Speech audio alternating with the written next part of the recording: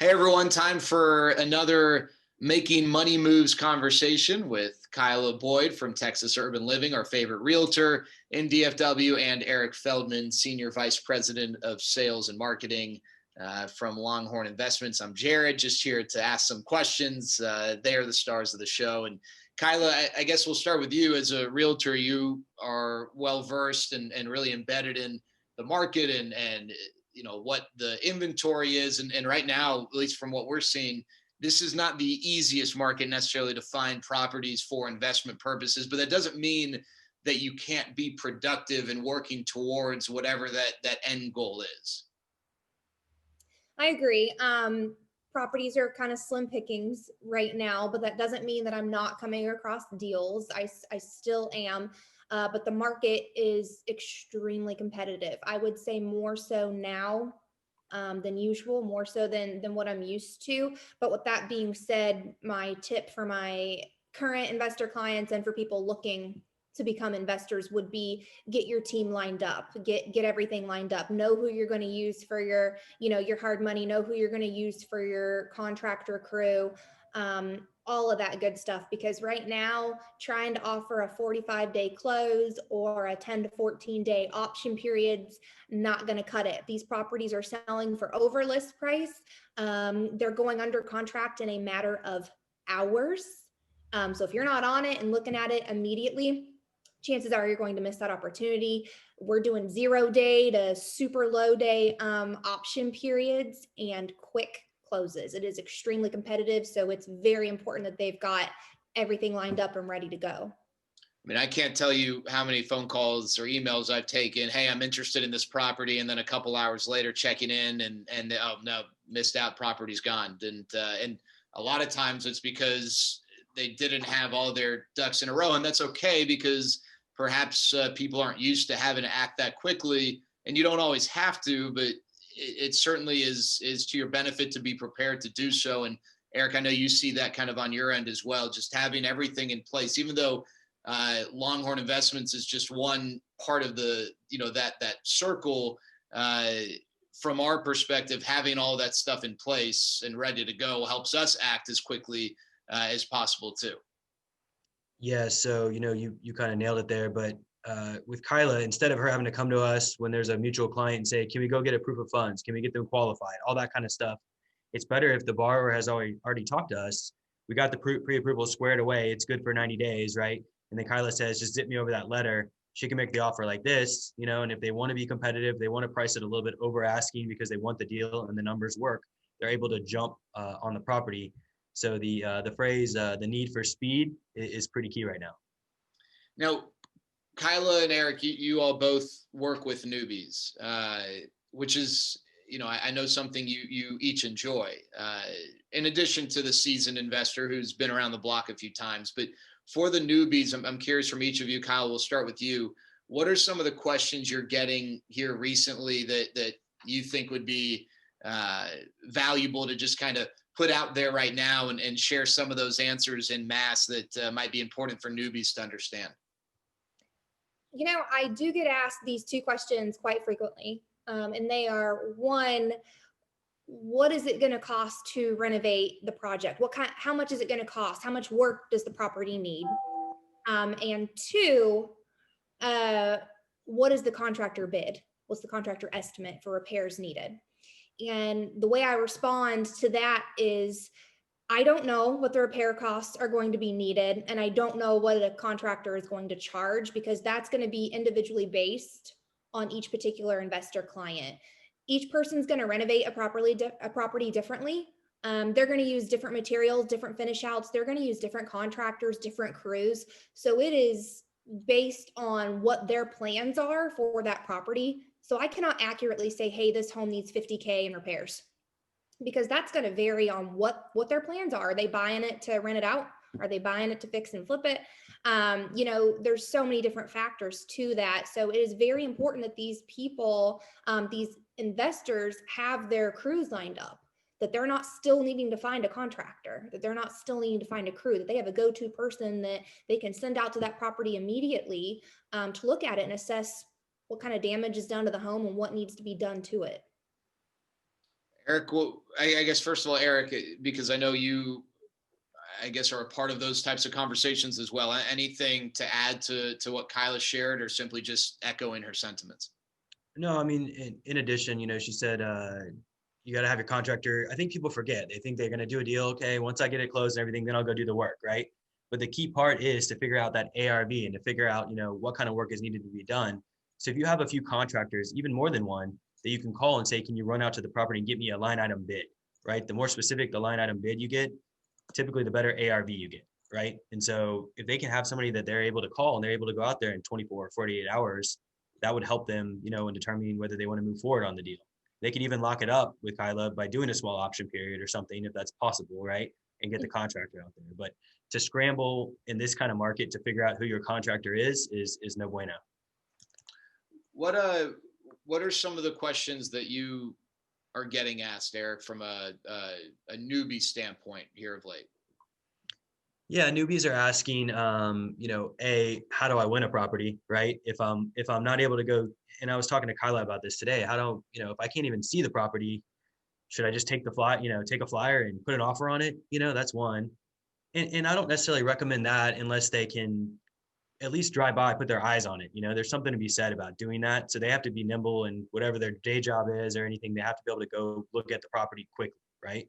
Now, if they really have done a good investigation of the area and they're willing to put some kind of option money down to secure the property to be able to go look at it, and they're willing to, if it's a few $100s, they're willing to risk that, that's something, right?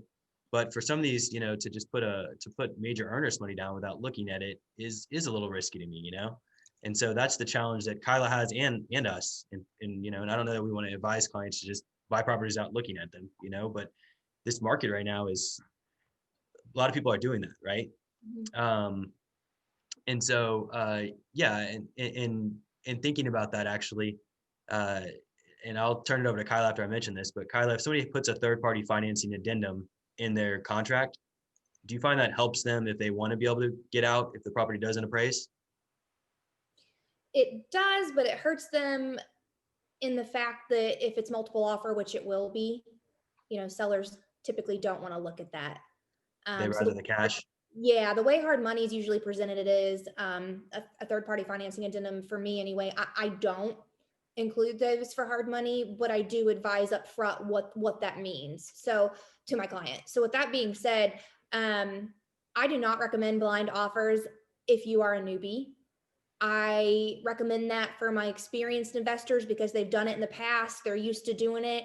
If they've at least driven by and gotten eyes of the exterior of the property, then they're going to do probably a 0-day option period because they've done it before. But for the newbies, I would highly recommend at least driving by and checking out the exterior. If we can't get in to look at it and it's got to be a blind offer, but at least doing maybe a low option day period. And this is where it comes in really handy to have your money lined up and your crew lined up.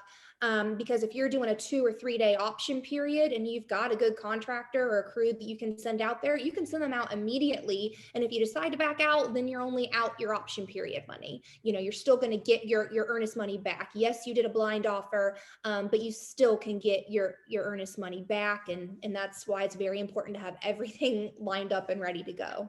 Yeah. And one thing I want to kind of interject with is, and I think this is even more appropriate if there is not a third-party financing addendum, it just further encourages you to have your ducks in a row, but do your due diligence. Kylah and I know Eric and I, we all want to help the borrowers as much as we can, but it's up to the borrower to do the highest level of due diligence on a property, whether it's walking the property with a contractor or, as Kylah mentioned, Eric mentioned, hey, I got my lunch break. I got to zip 30 minutes west to go check out this property because if I don't, then, it's going to be gone before I have a chance to look at it. Whatever the case is, we're here to support and we're here to help as much as possible. But the best investors, the ones we work with who have the most level of success are those who they put in the time. It kind of goes into the whole, if it was easy, then everyone would be doing it thing. It's not easy. And the challenge a lot of times is just making sure that the properties you're eyeing are the right fits. And then also that you're doing the right level of work and have an understanding of what that rehab project needs to be for each property? I know from a newbie standpoint, one of the things that Eric and I get asked a lot is, well, how do I find the properties? I'm so gung ho. I'm ready to do this. Let's do an investment property yesterday. But then they ask, well, where do I find those properties? So Kylah, I know that's kind of where you come in. And one of the first things we do is we say, hey, we got someone for you. Her name's Kylah. We make that email introduction. But for people watching who maybe have those questions, what's the value of working with you as a realtor who has that special eye for investment properties as opposed to just the retail homes that people are more used to discussing?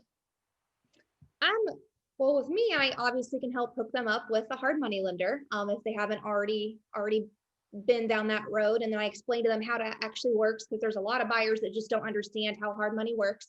I walk them through the appraisal process if it's required for that particular property, on how that works. I provide them with ARVs and let them know, hey, once you renovate it, this is what you can get resale value, or hey, once you make it rent ready, this is what you could get once you put a tenant in the home for monthly rent, things like that. So there's little things that I'm doing that a normal, retail homes just doesn't happen. I do find all of my properties on the MLS. I know a lot of people, they hear the MLS and they think, ooh, on market, we want off market. That's great. I have some investor clients that actually bring me off market properties and have me run comps on them just to say, hey, would this be a good deal? That right there is a key factor on why you should be using a real estate agent. They're bringing me those properties to run comps on them for a reason, because they're not able to do it themselves, or they don't know how to accurately comp out a property. They don't know how to see what it's going to be worth. They don't know what a buyer is willing to pay. They don't know what a buyer is looking for. All they know is they want a property. They want to update it. But other than that, they kind of don't really know what it's like on the buy side for a buyer, and what people are looking for, what they don't want. Do they want to have power lines in their backyard? Do they want to be on a corner? Do they want to be on a busy two-way street? Those are all things you need a real estate agent to tell you, yes or no. Eric, I want to chime in on that, if you don't mind. I was thinking of a client while Kylah was talking, and just exactly what she's saying. We have a borrower that I've done several deals with, and they're out of California, right? And I introduced them to Kylah, and Kylah sends her first initial email, which is pretty impressive on how she comps it out and how she figures out the ARV and calculates the rehab, and more extensive than what I'm describing. But this guy's response was, "Where have you been all my life?" to Kylah, right? That's true. And he's a guy he's an experienced guy, but the way she looks for properties, I think she does it almost like in a way that's, people think it's too obvious or something, but nobody does it, and she finds them on MLS, she finds other deals. And so the experience in working with Kylah, I feel like a lot of times I can just hand off the client, and then they come back, we get them pre-approved, right? We get them all taken care of, and they come back and they say, let's jump on this. And there was a deal. I mean, I think within 24 to 48 hours, Kylah found this person a deal.